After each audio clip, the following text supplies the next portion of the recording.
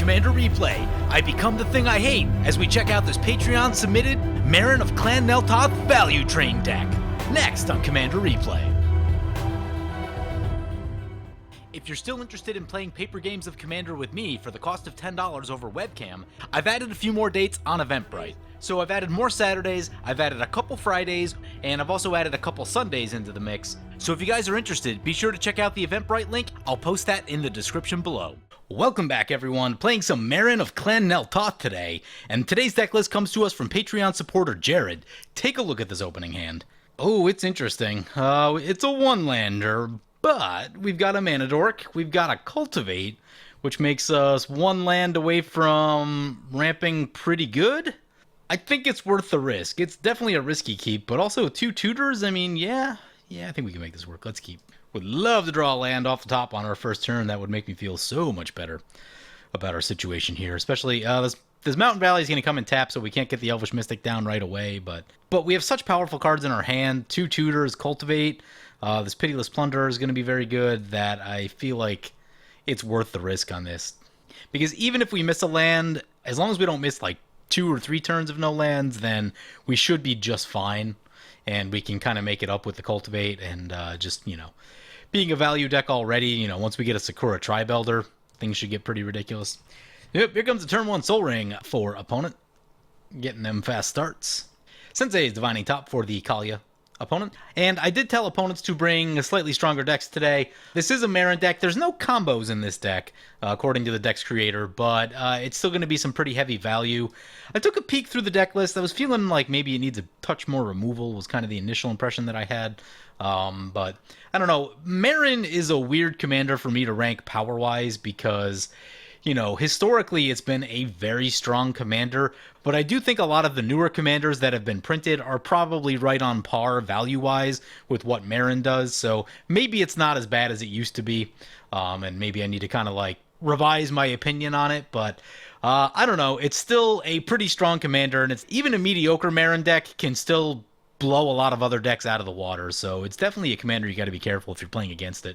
Anyway, we draw into that land on turn 1. That is super helpful. The question is, do we go land Elvish Mystic and then wait on the Mountain Valley, or do we go Mountain Valley and just get it out of the way? I think I'm going to go land Elvish Mystic, because if we catch another land off the top, and this might be asking a little bit, but if we catch the next land off the top, then we're into that Cultivate, and then life's going to be pretty good. Ew, a Nest of Scarabs for opponent. Let's take a look at what opponents are playing today. First up, we have Chaotix 2075 piloting Skeleton Ship.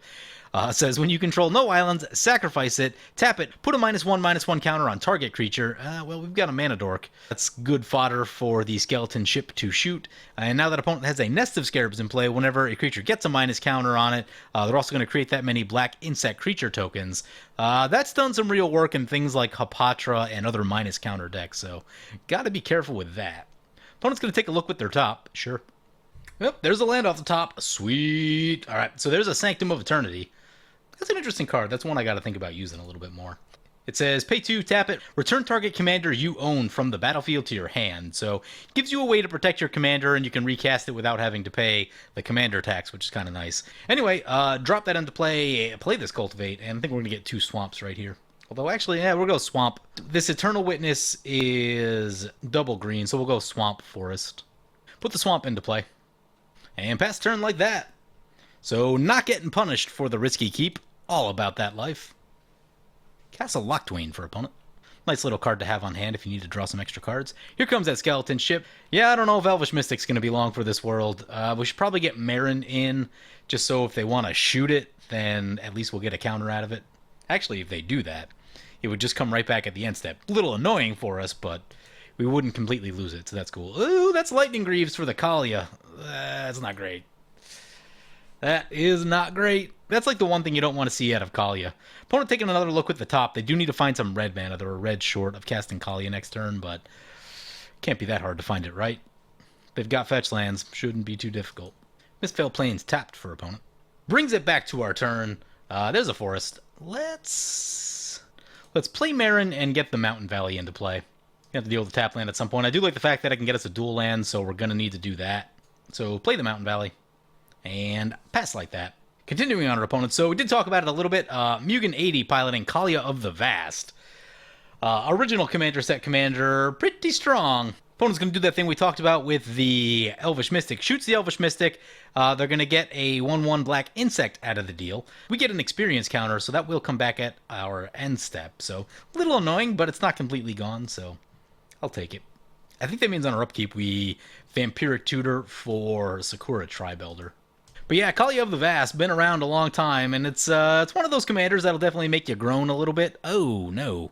Opponent's got a Bajuka Bog. Yep, here comes a Bajuka Bog. No Elvish Mystic for us, but the Bog is now gone, and I mean, if they're going to play a Bog at some point, I'll give up a single Elvish Mystic with no other real loss, so that should be just fine. Anyway, trying to finish my point on Kaalia. I've had a Kaalia deck that I built maybe a year or two ago, and like, no one ever wants to face a Kaalia deck. But on the other hand, if someone shoots Kaalia the second it comes into play, it's not a great deck, because everything in your deck costs like 6, 7, and 8, and the deck probably doesn't have as much ramp as it should to support a deck that's full of 6, 7, and 8 drops. So, a very glassy kind of commander, but when it works, it will do a lot of damage, and some crazy stuff will hit the board very quickly.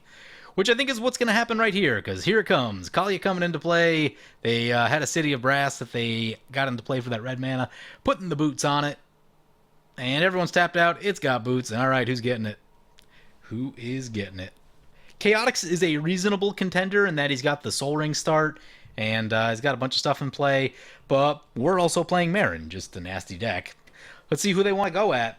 Kaalia goes on the attack, it gets the trigger, drops in a Blood Gift Demon, not the scariest thing that it could be, but still a very reasonable card, and sending everything at Chaotix, so Chaotix is going to take a little poke for 7 here, and I think that's going to be on the hands of that Soul Ring start, and just that he came out of the gates very quick, so we'll see what happens, but I do like Blood Gift Demon in the sense that it is easily hard castable in the deck, and that it's also card draw, gives you a nice little support, so. But it's a whole different story if they just drop Avacyn on that first hit, and you're just like, oh. At that point, the number of cards that you can use to interact with their deck drops severely. So opponent just drops a land, taps out, and passes. That brings it back to our turn. On our upkeep, we're going to cast this Vampiric Tutor, go get that Sakura Tribuilder. So we draw the Tribuilder, play a Forest, play the Tribuilder, sack the Tribuilder, get another counter. Let's get a Swamp this time. Crack this Mountain Valley. We could Demonic Tutor. Yeah, maybe we should. We got the Eternal Witness to get it back, right? Only Overgrown Tomb to grab right now, so we'll get the Overgrown Tomb untapped. And then fire off the Demonic Tutor. Thinking maybe card draw. I haven't looked at the deck super closely, so I don't know, like, everything we should be getting. Protean Hulk is interesting because it gives us a lot of value. We don't have a sack outlay yet, so that does make that maybe not the best. Sir Conrad is certainly interesting. Razaketh is big and scary. Phyrexian Reclamation. Is there not any card draw? There's a Grim Haruspex. That's interesting. Grim Haruspex definitely interesting. Black Market's also interesting. I think we need the card draw. Krav is also interesting. Yeah, I think I'm on the card draw plan, so just reread this guy. Whenever another non-token creature you control dies, that would be our Tribuilder. Draw a card. Okay, we'll grab that. Are we attacking anything? There's some Kaalia stuff. There's some chippy stuff over there. I think we just hang back for now. So, end step trigger. That's going to bring back the Tribuilder. I guess we would have had the Tribuilder as a blocker. On the other hand, they might just shoot it with the skeleton ship. I'm going to try to let the Tribuilder survive until our turn because of the Grim Haruspex interaction. I'll give up on the land being untapped on our turn to get the card draw out of the Haruspex. Yeah, opponent puts a counter on the Blood Gift Demon instead. Ooh, going to play a Drift of Phantasms. Not using it for the transmute. That's usually how it gets used. That's a Zulaport Cutthroat. Yeah, that's pretty good. Whenever another creature you control dies, so it's not going to affect our Tribuilder at all. But Chaotix piling up some stuff over there. Got a few tokens, got a 2/3. What does this one say? Whenever another creature you control dies, deals 1 damage to each opponent, you gain 1 life. Ooh, so he's got like Skeleton Ship Aristocrats happening over there. Kind of interesting. And he's going to swing back at the Kaalia opponent. Sure, yeah. That's why I didn't attack anywhere. So Blood Gift Demon, upkeep trigger. Opponent will get to draw an extra card. Point it at themselves. Let's see what Kaalia's got for us next. So they just drew 2 cards. They probably knew what they were because of the Divining Top. I don't think they topped at all in any of this. but the top does give them the ability, you know, to dig a little bit off the top of their deck if they're trying to find that big thing to slam into play. One of my favorite things to get with Kaalia of the Vast is Rakdos the Defiler, because you skip the attack trigger, and whoever gets hit with it has to sacrifice half their non-demon permanents. It only works one time. The next time you attack with it, you got to pay for that trigger, but for the one time that you get to hit someone with it, it's really cute. Oh, wow. Opponent's going to play a Hero's Downfall on the Drift of Phantasms. That seems... And Chaotix is going to swan song it, fighting over this Drift of Phantasms. I don't know. I'm pretty sure I hold on to the Hero's Downfall right there. Especially seeing a Meren opponent, like... Meren is definitely in my top 10 of, like, most hated commanders. It's definitely fallen down the list some, and like I said, other things have become much stronger, so it's not, I don't have the burning hatred for it that I used to have a long time ago. But I have a long memory, so it is hard to forget its transgressions in the past. That being the case, if I were piloting the Kaalia deck, definitely would have held that Hero's Downfall, because you see a Meren opponent and you just assume that they have Shieldred and some other real big nasty green creatures in the deck. Kaalia going back on the attack. No, their Kaalia trigger, nothing. They don't have anything. Wow. That does happen sometimes with Kaalia. It's unfortunate. Back into Chaotix. Well, it's official. We've got ourselves a blood feud. If Sigarda doesn't come down this turn, maybe I'll start working on Sigarda a little bit. So Chaotix down to 29. Drift of Phantasms blocks the demon successfully. Interestingly, by the way, our final opponent, I don't think I talked about it yet, Xenosai piloting Sigarda, Host of Herons. A commander that is no joke. At the time this came out, I was playing Shieldred as my commander, which was my first deck, and Sigarda hoses Shieldred so incredibly badly. It just matches up against it so well. Shutting off Shieldred's ability against itself is just like... You realize how heavily you lean on Shieldred as removal, and when it's not there for you, it's not great. It's not great. Here comes a Reality Smasher for opponent. Now... Oh, okay, that's not the one I was thinking of. And I did notice this earlier. Opponent does have Wastes in their deck, so I'm like, that seems interesting, and it does make sense that now we see a Reality Smasher. I assume there's going to be some other Eldrazi to follow. Reality Smasher, if you don't remember, is when Reality Smasher becomes a target of spell and opponent controls, counter that spell unless its controller discards a card. And it's a 5/5 with trample. Pretty solid. Pretty solid. Opponent going to throw the bird in front. I would have held it. It's got trample, right? Is it really worth saving two? It's going to bring it back to our turn. There's the swamp. Play the swamp. Play Grim Specs.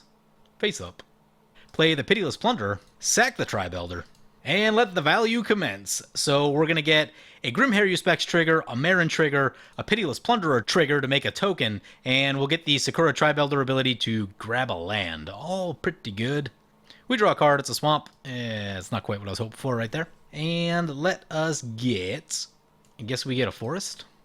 Do I want to attack into this Reality Smasher? Yes, because I don't want Sigarda to be at 40 in a turn or two from now when Sigarda comes into play and probably gets huge. Even though we may have to take a hit on this from the Reality Smasher coming back at us, I think we want to get their life total moving. So 37, 3 Commander. Not likely that we'll get there with Commander damage in this deck, but you never know. And our Tribe Elder does come back at the end step based on Meren's ability. Wow, that ability, so ridiculous. So ridiculous. I think I would almost be okay with it if you remove the part where if you didn't have enough experience counters, it puts it back in the hand. Like if you just get rid of all that text and it's like you either have enough to bring it back to play or you don't. I think it would at least be better. Tribe Elder going to target the Reality Smasher. Nest of Scarabs will trigger. Chaotix got some tokens. If a board wipe happens, people are going to be losing life. He's going to draw a card with Castle Locktwain. Sure. I would go for some card draw right now. Goes down to 27. Does that reveal? Does not reveal.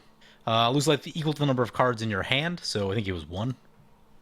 Let's take a peek. So I'm thinking about Eternal Witness into Demonic Tutor. What's the nastiest thing that we can get? Razaketh is pretty nasty. Razaketh is very nasty. Then ideally we find something that like makes tokens or something like that. We can feed into it. Oh, we have sack fodder in the deck. Okay, yeah. Divining Top for opponent. Opponent does get an extra draw with that Bloodgift Demon once again, so they're back up to 5 cards. Ooh, that's a Necro. Yeah, let's see how many they go for. It's going to be a little awkward because they won't have those cards for the attack trigger, but it seems like they just need to look at cards right now, so that will give them the ability to do so. And with that coming into play, they're probably the target now. Shieldred will match up really well against what Kaalia has going in this moment. They only have 2 creatures right now, so, losing one of them hurts pretty bad. Opponent activates the top. Why even bother when you have a Necro? It's Necro for like 9. There's 1. There's 2. Looks like just 3 for now. I don't know why they topped again. Their hand hasn't changed since. But that's some serious draw power right there. Necro plus top. There's a 4. 5. 6. Necro for 6? Seems legit. No attacks. Yeah, still nothing in their hand, so... You're gonna get a bunch right here, though. There's 6 Necro triggers. Puts them up to 9 cards in hand. They'll have to discard to hand size, and those will get exiled. Commander Sphere. And a Homeward Path. Yeah. Here comes that Sigarda we talked about. Yep. Fleshbag Marauder's not going to do anything against Sigarda. Neither will Shieldred. Ooh, that's an Instill Energy on the Sigarda. So essentially it gives it haste. Enchanted creature can attack as though it had haste. And essentially you can untap it an additional time each turn. Kind of weird that they didn't just, give it haste. Can attack as though it had haste. Just give it haste. Actually, I should check the updated wording on that. Both going into the Kaalia. Yeah, I'm not a huge fan of the Necro. Yep, the official wording on Instill Energy. Enchanted creature can attack as though it had haste. Does not actually grant haste. Gonna block with the Bloodgift Demon. Double block on the Sigarda. Wow. So, those 2 trade with Sigarda. 3 creatures going down. And opponent's down to 19. So at the end step here, we'll crack this Tri-Belder once again. Get even more value going. So we'll draw a card, get an experience counter, and make a treasure. And get a land. And now opponents are probably going to start to catch on to us a little bit. Ooh, that's a Phyrexian Altar. Those are pretty good. Let's get a forest right here. Brings it back to our turn. We draw... Oh boy. Everything I know about the English language has not prepared me for how to pronounce this card. Let's go for Hua Tuo, Honored Physician. I'm sure that's not right. It says, tap it, put target creature card from your graveyard on top of your library. Activate this ability only during your turn before attackers are declared. That's not really something we need in this moment. Play the... Let's get the Swamp. Honestly, I wouldn't mind to, dredge a little. Yeah, I think that puts us on Eternal Witness.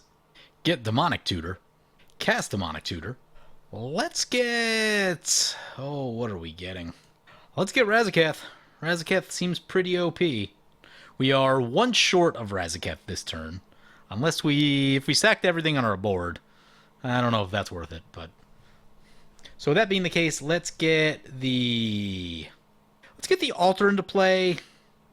I don't think we need the Honored Physician yet.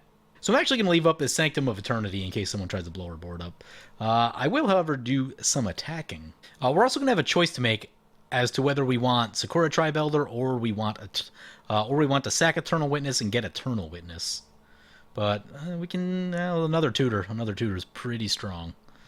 Meren into Kaalia. Grim Haruspex into... Actually, let's go the opposite way on that. Meren into Xeno and the Grim Haruspex into Mugen.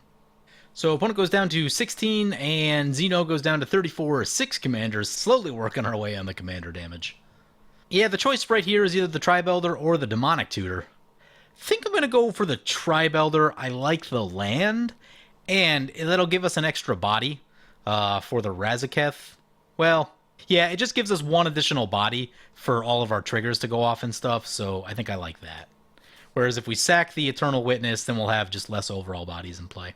So, pass like that. Chaotix plays a Reanimate on the Bloodgift Demon, so trying to get himself some card draw, and yeah, I believe it, he's low on cards. He's going to put a minus counter on our Meren, sure, make it less effective. It's going to trigger the Nest of Scarabs.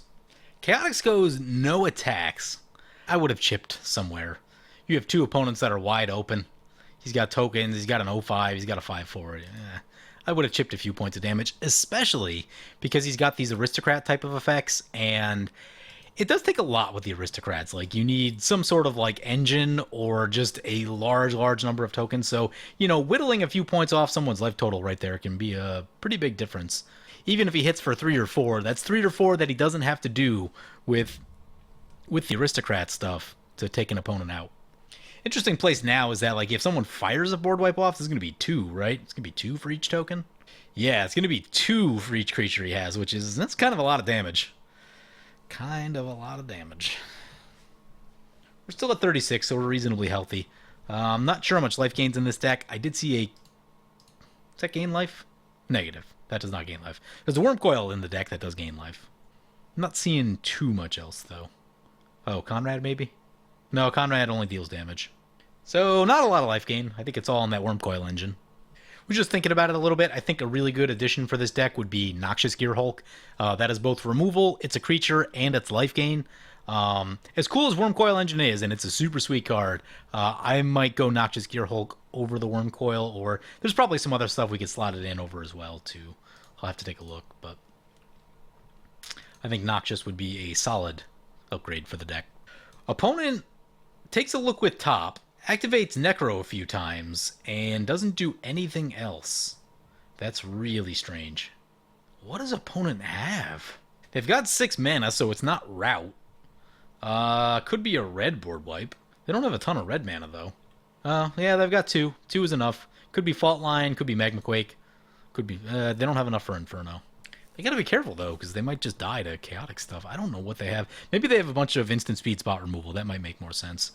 Teferi's Protection, maybe. Opponent's saying they need to knock out some of the value. I'm saying, yeah, Chaotic's value is out of control.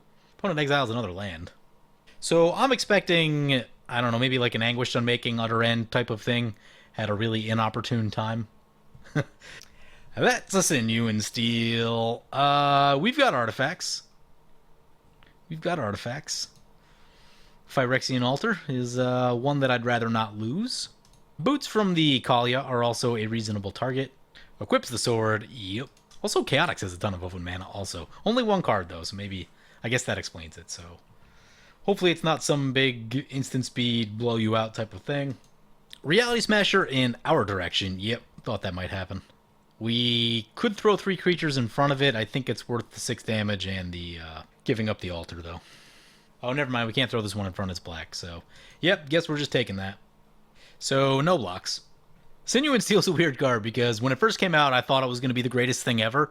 And then I just didn't put it in any of my decks because that converted mana cost slot gets really crowded with Feast and Famine, Fire and Ice, and Sunforger. So it's like, where do you put it? That's just a lot of equipments, but I'm starting to see it more now. It's taking a little time to catch on, and it's just good. It's just good. Like, it's protection from 2 very solid colors, and...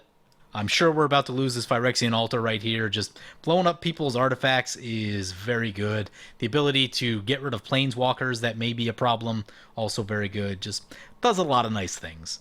And they're still fairly cheap. I think they're around $8 or so. So, you know, compared to the other swords, I think it's your most bang for the buck right now compared to any of the swords of X and Y.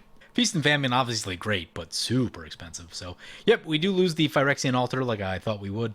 We could sack some stuff to make mana. I don't know. It doesn't seem worth it. We're about to try and cast Razaketh, which is another sack outlet. So we'll hope that we don't get punished here. Even though I have some suspicions that we might... Uh-oh, I was supposed to sacrifice this Tribe Elder. Whoops. Well, I guess it's okay. We draw a Myriad Landscape. Try the Razaketh. Let's see what happens. It resolved. Oh my. Okay then. Sacrifice this Eternal Witness. So we'll draw a card, get a counter, make a treasure, and tutor 1 time. All seems really good. There's a Phyrexian Reclamation. Don't need this in the exact moment, but if our board gets wiped, it may come in handy. Thinking of Zulaport Cutthroat, life gain is sounding like a pretty good thing in this moment. Yeah, I'm thinking, ooh. Yahenni's Expertise kills a lot of stuff. Gets rid of all the tokens, gets rid of the aristocrats, yeah. Ooh, also gets rid of the skeleton ship. Okay. Okay. It will kill our Meren. Something to think about. I think first I'm gonna get the Zulaport Cutthroat. What are we sacking this Myriad Landscape? We playing the Myriad Landscape.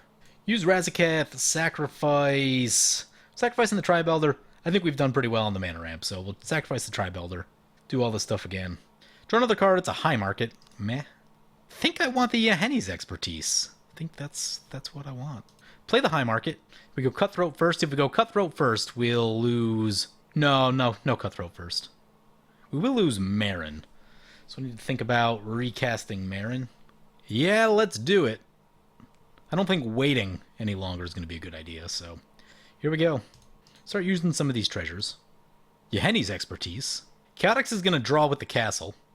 Ooh, he's going to negate it. Okay. I guess that happens. And then he draws, then he'll draw one and lose one life. That's not too bad. Not too bad when you're low on cards. Play the Zulaport Cutthroat. It was going to be awkward losing Meren, so I guess it's not the worst thing. And we can sacrifice Radzakath if someone tries to exile stuff. Send in the Grim Harry specs against Mugen and the Meren against Xeno. We'll need to find another way through those tokens of Chaotix. That's going to be kind of tough, I think. Might have to go on some sort of like aristocrats type of thing. Oh, Zulaport's totally going to get shot. I didn't think about that. Did not think about that. On the other hand, I was kind of expecting everything to get wiped away, and it did not. But yeah, Skeleton Ship is totally going to get our Zulaport. Opponent's going to have to Teferi's Protect. Okay, so that's gone. Xeno down to 32. It's going to go to our end step, Eternal Witness, and get back that Yeheni's expertise. Yeah. The value train is rolling, but I'm worried about the amount of life loss that Chaotix can cause us. Also, in combination with this Reality Smasher with the Sinew Steel. The Sinew Steel gets right past our Radzakath, so yeah. Ristic Study for Chaotix. Altar of the Brood, that will actually help us. We want big things in our graveyard. We've got, what, 6 experience counters, so yep. He's going to put a minus counter on Radzakath, interesting. So trying to cut it down to size. Gets another token. Triggers Altar of the Brood. What do we mill? Caustic Caterpillar. That is a handy one to have around. Get rid of the Ristic. Get rid of the Altar of the Brood. Get rid of this sword. All sounds like good stuff to me. Although next turn I think we can do like Living Death stuff. Yeah. That's the thing. Maybe not any longer. There's an Ashiok on the stack. So what are we sacrificing? Sacrifice Eternal Witness. Oh, we're going to lose our graveyard, aren't we? We are. Zulaport's going to trigger. Grim Harry Specs will trigger. Meren will trigger. Pitiless Plunderer will trigger. There's a Bajuka Bog. Opponents don't seem to be abusing their graveyard in this moment. There's a Radzakath. I think we get Living Death. Let it resolve. Maybe I should have tutored one more time first. Who knows? And opponent mills are Llanowar Elves. I'm going to be sad about this Caustic Caterpillar, honestly. So opponent's going to mill us 4, and then we're going to exile a bunch. Yeah, this is going to hurt. This is going to hurt. What did we lose? In addition to everything else, Skull Clamp and 3 lands. Okay. So Eternal Witness down was a big one. Caustic Caterpillar down was a big one. Demonic Tutor, Vampiric Tutor down. Those were big ones. But as long as Radzakath sticks and we get rid of the Planeswalker, then we can go back on the tutoring plan. But until then, this does create a situation where we probably have to send Radzakath at the Planeswalker, which means opponents aren't going to be taking that huge hit of life loss, which I was rather excited about. Oh, here comes End Hostilities. Destroy all creatures and all permanents attached to those creatures. That's going to get rid of that sword that I've been worried about for a little while. Anything that we need to do first, we can sacrifice a creature to gain a life. Sounds like that might be a pretty good idea. Let this Ristic Study resolve. I think that Bog is going to come in handy now, because now we can shoot someone's graveyard. And oh, we can shoot Chaotix. Oh my, that's so many triggers. Yeah. We do need to survive. That's the thing that needs to happen.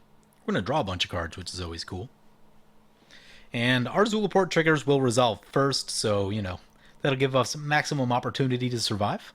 I did, however, forget to use the high market like I planned to do. I must have F6'd. Oops. Hopefully that one life doesn't matter. Here come the triggers. Oh, wait, no, does Chaotix get first resolution? I think he does. Oh, maybe I misspoke. I feel like we were supposed to get first resolution of those triggers, but I'll tell you what, though. I don't think Mugen's going to make it. So if that was his plan, we were only attacking him for 3 on his turn. He should have saved that to Fairy's protection and done that in response to all these triggers. Now, it does look like he's 1 mana short of that play, which is maybe why he didn't do it, but yeah, he's not going to make it. There's a lot of Zulaport Cutthroat triggers on the stack. Yeah, so Mugen goes down, throwing himself on the sword to get rid of the nonsense that we had going on. Gives our other 2 opponents a chance. That's a Grey Merchant. You want to know what card's kind of ridiculous? Grey Merchant. I mean, Grey Merchant may be enough to, like, win it. We get some treasure tokens. Also got an altar. We probably won't have any creatures before the Living Death, I don't suspect. Ooh, that's an Admonition Angel. Yeah. This is a card I've been looking to test out in my Angels deck a bit. I've only seen it once or twice. It can get a little bit weird because now when the board gets wiped, opponents get their stuff back, which I have found is a little bit awkward. But sometimes you need removal, and if it sticks, it's going to be super, super powerful. That's removal for any permanent type. Landfall, here comes the landfall trigger. Can you get rid of the Rhystic Study? Sure. But you can also do lines of play where, like, you can exile your own thing in case someone wipes a board, and then you have some amount of board wipe protection. So it's a weird card like that. Definitely has some power to it, but beautiful, beautiful art. Wasn't the cheapest card last I looked. I'm going off memory. Maybe I'm not quite right here, but I'm thinking the regular ones were maybe between $6 and $8, and the foils were super expensive last I looked. Opponent tries a Steel Shaper's Gift, but Ashiok's still in play, so they cannot search. We draw an Acidic Slime. Oh my. What are we playing? We should probably play the Bajuka Bog and get rid of all the creatures, right? Reality Smasher will come back to play. We may just have to live with that. Versus all of these things. Yeah. Let's get rid of Chaotic's Graveyard. Play the Bajuka Bog. So his graveyard gone. See how he likes it. Play the Living Death. Oh, we could have sent Meren to the graveyard. Well, I don't know that we knew the Living Death was coming at that moment, did we? No, I think we drew into it after that. Admonition Angel gonna return the Rhystic Study. Yeah, that's the awkward part of it. It doesn't get rid of it permanently. Kinda wish it did. Altar of the Brood will trigger. Nether Trader into the graveyard. Yeah. How do we get rid of this Planeswalker from exiling all of our stuff? That's a question. We can use this Phyrexian Reclamation to get our creatures out of the graveyard, which is not awful. We've got 10 mana remaining. Some of it should probably be this Grey Merchant.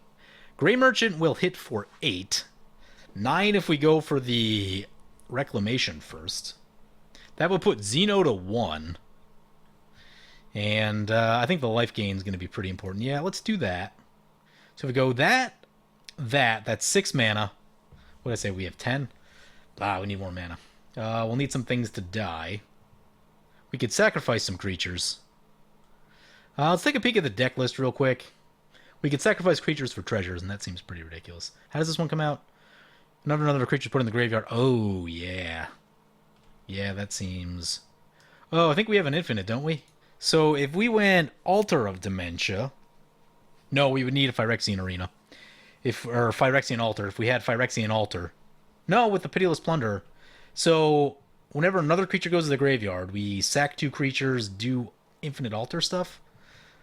Yeah, try it, right? Play the altar. Into the Rhystic Study. Play this Grey Merchant. Rhystic will trigger. Not paying. Grey Merchant comes in for, what's that? 8. Puts us up to 28. Chaotic's down to 24. And Xeno down to 2. Start sacking stuff. I'm going to mill Chaotix because we can't deal with the Ashiok right here. So sacrifice the Grey Merchant. That'll trigger Zulaport, Grim Haruspex, Pitiless Plunderer, and Nether Trader. Make a black. Get a treasure. Let opponents know I may have found an infinite that's not supposed to be here. Zulaport triggers. Altar triggers. Continue milling Chaotix. Sacrifice Nether Trader. So Xenocide goes down. Chaotix mills. Zulaport, Pitiless, Nether will trigger. We will pay for the black. Oh no, we're not infinite because we're going to run out of bodies. Okay. Zulaport will trigger. We mill ourselves a bit. What we can do though is play this Phyrexian Reclamation. We did mill our Pernicious Deed. Probably didn't want to do that. Not paying for the Rhystic Study. Attack the Ashiok with the Nether Trader. It goes down to 3. And pass turn like that. We do need to discard the hand size. Let's get rid of... I don't think we need Myriad Landscape in this moment. We have ramped pretty well. Mana Crypt. Board wipe into activate Ashiok would actually be a pretty big problem for us. I don't know that we can necessarily close it out if that happens. It's going to be a real struggle. Oh, I was talking about life gain much earlier in the game. Great Merchant of Asphodel is our life gain. Oops. Altar of the Brood trigger. Mills. We got a Solemn Simulacrum in the graveyard. It's actually a nice one. Would like to have that one. Mills our Crux of Fate. Here comes the Skeleton Ship back to play. Tells me that he probably didn't draw that much. Oop, coffers into the graveyard. That one's gonna hurt. No one wants to lose that one. Ah, that's a Relic of Progenitus. That's a pretty serious card. I wish I just responded to that, actually. Yeah, okay. I think the best thing to try and do is just untap. He hasn't activated Ashiok yet. Not gonna activate the Ashiok. Interesting. That's actually potentially a very big deal. Ooh, that's a Sir Conrad. Okay. Activate the Reclamation, get Grey Merchant. Ooh, he's gonna try and destroy our Razaketh. Okay. Alright, well, we're gonna have to try and bring that one back too, I guess. I suppose we could have milled KO with it. We get a Zulaport and a Pitiless Plunderer trigger. He's gonna try and exile in response, so with that, we will activate the Reclamation a bunch of times. Get Grey Merchant. Get Solemn. See, if he did this on his turn, he could force this on his turn with the Ashiok, and we only had, if we sacked a creature, we would have had 2 activations, essentially. So by forcing it on his turn, I think he could have prevented us from getting more stuff back. And then we'll get Razaketh back. Graveyards get exiled. Last trigger fizzles. Play land. Feel like Acidic Slime is where I want to be. Into the Rhystic Study. Not paying. Shoot the Rhystic Study. I think it's Merciless Executioner time. Each player has to sacrifice the Trader, I guess, right? Yeah, I guess the Trader. Zulaport and Pitiless Plunderer will trigger. Let's alter on KO. Sacrifice the Acidic Slime. That'll trigger Nether Trader, Pitiless Plunderer, and Zulaport. And this will give us Nether Trader back with haste to attack the Ashiok. Pay the black. He mills Mystical Tutor and land. Send all 3 of these into the Ashiok. This should take it down unless he's got something. We go to the end step. We have to discard. Let's discard this Huatuo Honored Physician. I'm just not feeling like that's going to be doing much for us. Mana Crypt Flip on Chaotix. Altar of the Brood trigger. We mill Priest of Forgotten Gods. That's a pretty good card. He needs a board wipe right here. Sir Conrad is a card. Sir Conrad definitely starts a conversation. Mills, we mill 1 off the altar, gets our Beast Within. Once we can activate their Castle Locktwain, sure. Down to 12, 3 cards in hand. Brings it back to our turn, we draw a swamp, play the swamp, play Sir Conrad. Counterspell on the Sir Conrad not going to make it. Triggers their Sir Conrad. Will get us for 1. Let's try the Grey Merchant. Where do we go? Razaketh first. How much do we have left? We have 5, 8, 9, 10, 11 mana left. We'd have to sacrifice 2 creatures to get Razaketh and Grey Merchant. Guess we get the Grey Merchant then. See how much life this leaves him with. Don't think it's going to be too much. Oh, and by the time we sack everything with the Zulaport, probably do it. Unless he's got another counter. Reality Shift on the Nether Trader. Sacrifice the Nether Trader. So that'll cut down the amount of devotion. I don't know that solves the problem, though. Sir Conrad triggers. Zulaport. Altar of Dementia. Gets a land. Reality Shift fizzles. Grey Merchant. Oh, yeah, and then we can sack Grey Merchant, cast Meren, and then get it back at the end step. That's 5. Turn off auto yields. No attacks. Cast Meren. Oh, he's got a Daze. We can pay the 1. He's got Counterspell.deck over there. Pay for the Daze. Does he have another one? No, it resolves. Okay. Altar of Dementia. Mill him. Could mill ourselves, I guess. Sack the Grey Merchant. And this should do it at the end step when it comes back. Bunch more triggers. Stacked them wrong. Can't get the Nether Trader back in this moment, but I don't think it's going to matter. Go to the end step. Get back the Grey Merchant. So ETB and the Grey Merchant. And puts them to -3. Meren getting there. Yeah, I have to say that's not surprising. Meren is a deck that wins a lot of games. So yeah, we saw the value train right there. Opponents didn't disrupt our value train all that well. 1 board wipe. Don't think we really ate any spot removal that I can recall. And it's just Meren being Meren. Such a difficult deck, especially when you get to the late game. The Tribe Elder interaction is so ridiculous. It gets you so many lands, and it gets so many counters on Meren, and then, oh man. I feel bad for our opponents. I've sat through stuff like that plenty of times, and it's not fun. It's not fun. As far as changes that I would make to the deck, personally, I think I'd like to see a little bit more in the way of board wipes. It does feel like it would just be soft to an aggro deck, was the impression that I was getting. Looks like we got about 9 pieces of removal, and I think there's a few others floating around that are in creature form. I see Acidic Slime. There's a Death Sprout right here. Kind of a cool card. Viridian Zealot. Okay, yeah, so there's probably maybe about 13 pieces of removal or so, give or take. I guess there's a Terastodon up here at the top. If this were my deck personally, and it's not, and I'm not saying this is like the most optimal way to build Meren, but the way that I personally would build it, the whole thing would just be removal. It would be so much removal, no one would even know what to do with themselves. I didn't see a Reclamation Sage. Yeah, Reclamation Sage is definitely one that I would add. I would add a Noxious Gearhulk personally. I think it's just a great card. You know, it's life gain in colors that need it. Wormcoil is very cool, and it does make some tokens. That's the thing to think about. I'm not sure what I would cut. I would find something to cut and get a Noxious Gearhulk in here, personally. I know they're expensive. I'm fortunate enough to have one from back when they weren't expensive, but Massacre Worm is a super good card. There's a card that needs to be reprinted pretty badly. So, -2 on all your opponent's creatures. They lose 2 life. I would probably slot that in over the Gehenni's Expertise. Or maybe you run them both side by side. It kind of depends on your meta. If you have a fast and low to the ground type of meta with a lot of low toughness creatures, Gehenni's Expertise, totally legit.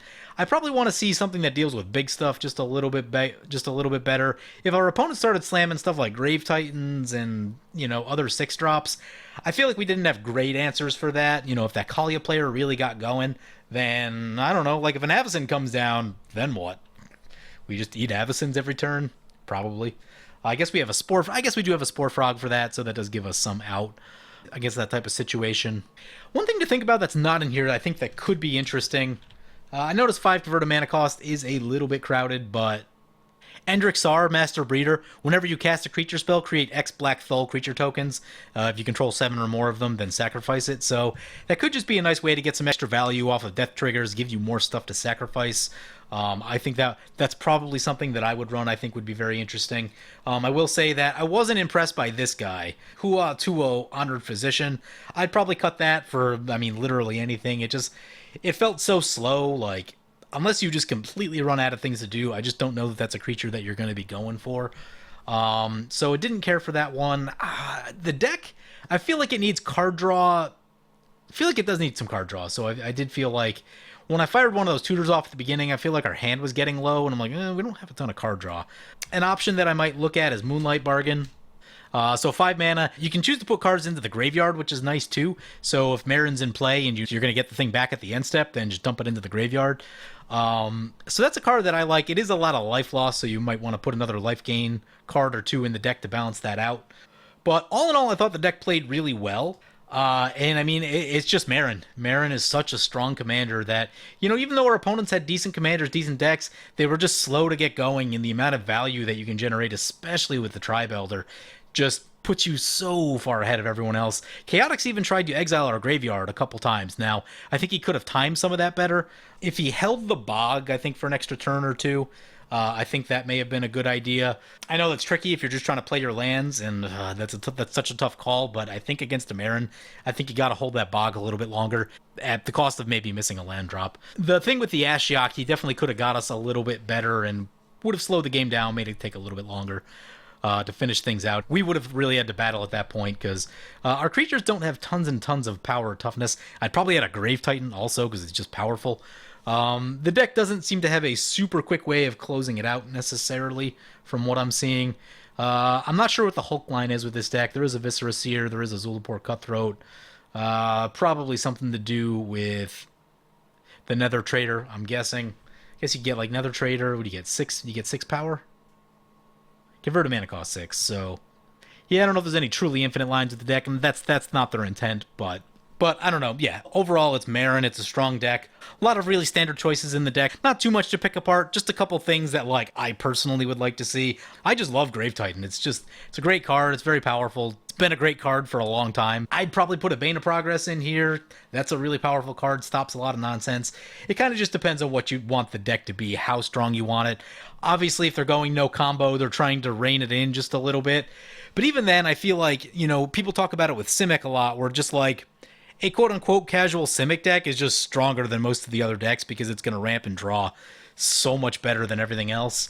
I think Meren kind of fits into that same category with the value that you can call it a casual deck if you want to, but I think it's still just, it's always going to be one level above where the deck's creator thinks it's going to be, because it's just so much value. And then you get into this tough place of like, where this deck should probably be played is against decks that will beat up on it. Then you get into the arms race of the Meren deck also needing to keep up with those decks. So I don't know. The really pushed commanders that are really strong, you always get into this weird spot of like, well, I guess you're the arch enemy now. Now everyone just gangs up on you.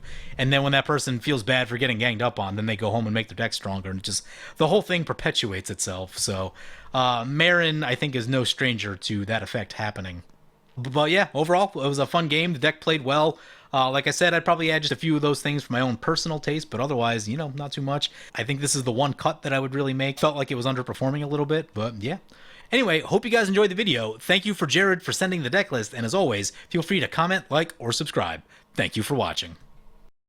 I want to thank my awesome Patreon supporters. You guys are awesome. If you want to help support the channel and vote on which decks I play next, feel free to check out my Patreon at the link below. And be sure to use the TCG affiliate player link if you're buying Ikoria and Commander 2020 cards, as it helps support the channel and it doesn't cost you anything.